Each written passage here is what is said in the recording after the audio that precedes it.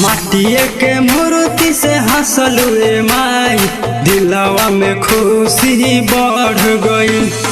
माटिए के मूर्ति से हंसलुए माई दिलवा में खुशी बढ़ गई। चढ़ते दशहरा ए माई, चढ़ते दशहरा ए माई, हमरो तो मनवा मोह गइल।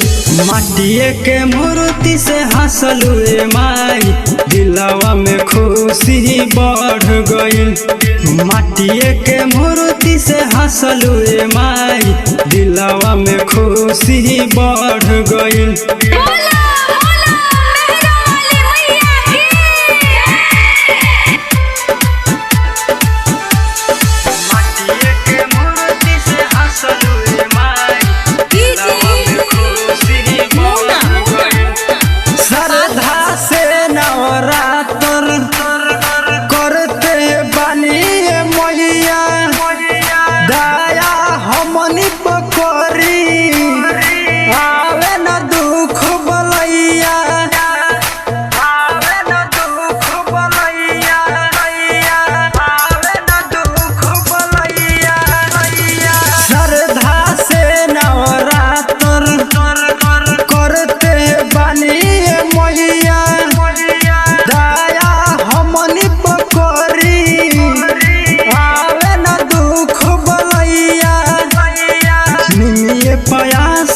हंसलुए माई निमिया के पेड़वा खुश भइल।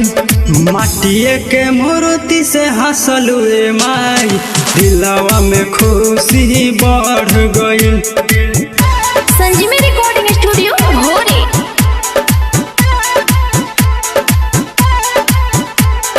माटिए के मूर्ति से हंसलुए माई दिलवा में खुशी बढ़ गइल।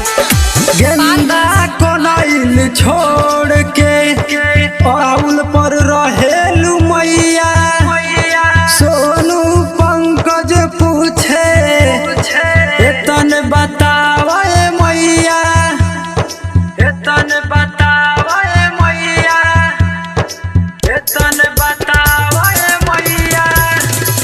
गेंदा कोनाइल छोड़ के पाउल पर रहेलू मैया, सोनू पंकज पूछे एतन बतावे मैया।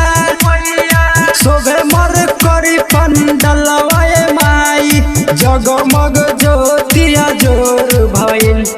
माटिए के मूर्ति से हंसलुए माई दिलवा में खुशी बढ़ गइल। माटिए के मूर्ति से हंसलुए माई दिलवा में खुशी बढ़ गइल। चढ़ते दशहरा ए माई, चढ़ते दशहरा ए माई, हमरो तो मनवा मोह गइल। माटिए के मूर्ति से हंसलुए माई दिलवा में खुशी बढ़ गइल। माटिए के मूर्ति से हंसलुए माई दिलवा में खुशी बढ़ गइल।